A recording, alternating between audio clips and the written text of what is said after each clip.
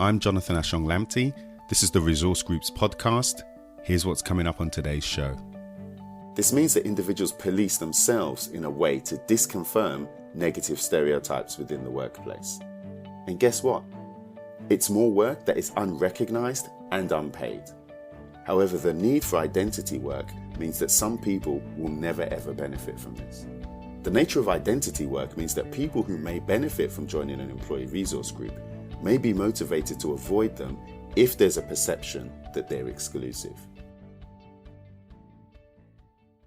I'm Jonathan Ashong-Lamptey, and welcome to the latest episode of the Resource Groups podcast, where it's my job to explore, discuss, and deconstruct ways to help the people within your workplace reach their potential and drive performance through inclusive practices. In simple terms, this means I'll be speaking with people from a variety of disciplines, trying to connect the dots in terms of their best practices, habits, and other important pieces of information that you can apply in your organization. Today, I want to talk about an interesting concept that is at the heart of why individuals seek out or actually avoid employee resource groups. I want to talk about identity work. Once we go through it, you're going to realize it's something that everybody does. But in this episode, it will become clear that some people have to do it more than others. And this has a cost. In today's show, I discuss several things, including identity work, why you're probably already doing it, the burden that identity work places on members of minority groups, why identity work means that some people will avoid employee resource groups, and much, much more. If you're finding this for the first time, make sure you check out the show notes to get details of all the reports and all the resources that are discussed in the show by going to resourcegroups.com/podcasts. That's resourcegroups.com/podcasts. That's also where you can get in contact to make any suggestions for the show, recommendations for future guests, or just to learn more about what we're doing. I look forward to hearing from you and hope you enjoy the show. Today, I want to talk about a concept that has an interesting relationship with employee resource groups and why some people may avoid them. A few years ago, I was in New York at a conference at Fordham Law School. At the time, I was doing a lot of research of professional service firms, specifically law firms and accountancy firms. As a result of this, I was invited to contribute to a special edition of the Fordham Law Review. The Fordham Law Review is a well-respected law journal that normally accepts about 1% of all submissions. Now, this was the first time I was getting anything published, and so it was really exciting. And not only that, they were holding a conference for all the contributors to discuss their research and ideas. During this time, I met a professor from UCLA called Devon Carbado, and he gave me some great feedback, but he also wanted to share some ideas that he thought would be useful for my thesis. And so he sent me a copy of a book that he co-authored. Now, this book spoke about an experience which not only had I experienced personally, but the black accountants and black lawyers I was interviewing were also experiencing. Now, the name of this experience, this concept, is identity work. In the book, this was referred to as working identity, and this term was used to describe the way individuals negotiate the boundaries between their different social identities. So, for example, in the case of my study, it was the way that people negotiated what it meant to be black, male, and an accountant, or for example, what it meant to be black, female, and a lawyer. Now, these examples are based on race and ethnicity, but it's not intended to be an exclusive term. It's not hard to imagine how this can apply to other social identities. For example, to be LGBT and a soldier, to be a wheelchair user and a chief executive. Now, this matters to everyone because working identity involves a performance. It's a performance of how you dress, how you speak, and generally how you present yourself in the workplace. Now, the secret is everyone actually does it. If you've got a telephone voice, if the vocabulary you use at work is different to the one that you use at home, then there's an argument to say that you're working identity. You're engaged in identity work. We all engage in identity work whether we want to or not. This seems so obvious that you may be wondering, why are we even talking about this? Well, the reason that matters here is that the need and desire to perform identity work is not the same for everyone. An important common experience for minority groups in the workplace is to manage their behavior in the context of negative stereotypes. In Professor Carbado's book, working your identity was described as a strategy for individuals who were afraid that they'd be discriminated against if they didn't manage their workplace identity. The book went on to say that members of minority groups are more likely to perceive themselves as subject to negative stereotypes.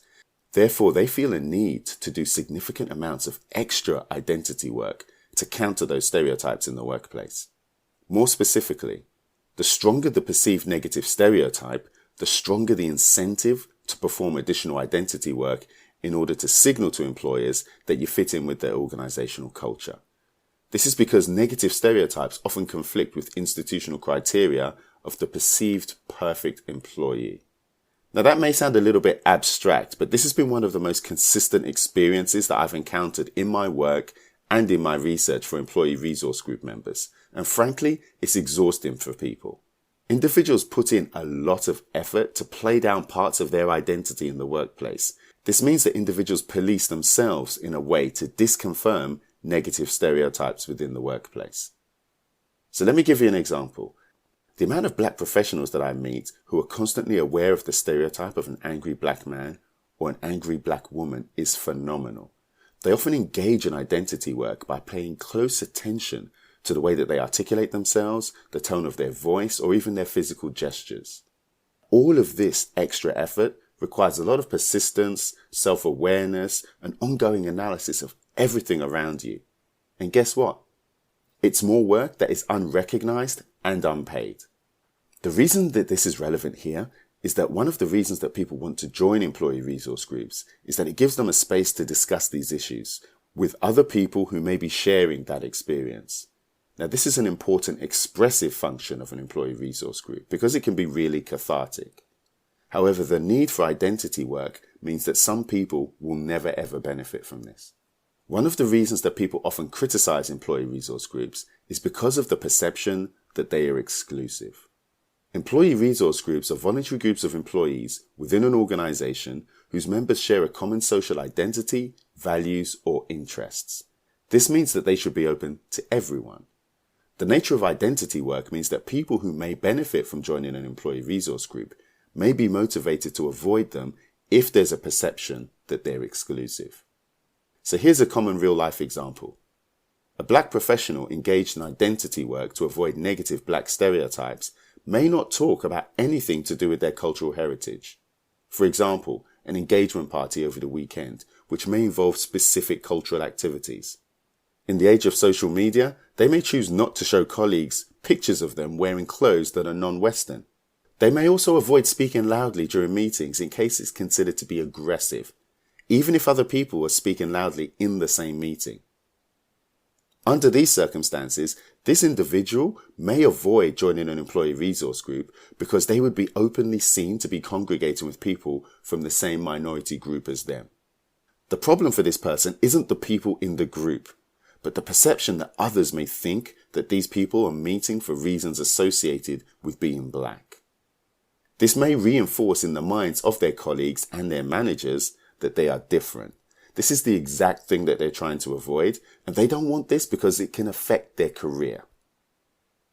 In this way, we can see that identity work creates a burden on minority group individuals to manage their identities in the way that we discussed, but it also places limitations on who individuals can actually spend time with in the workplace. This is a very real phenomenon. It's all around us, and to some extent, we all engage in identity work in some way, shape, or form. So it's useful to think about our own experiences of identity work. You may be making decisions that you're unaware of that are affecting the way that you interact with other people. If you want to learn more about this, I'm going to be providing some resources to help you understand and manage your resource groups more effectively. To learn more about my work and the resources discussed in the show, check out the show notes by going to resourcegroups.com/podcasts.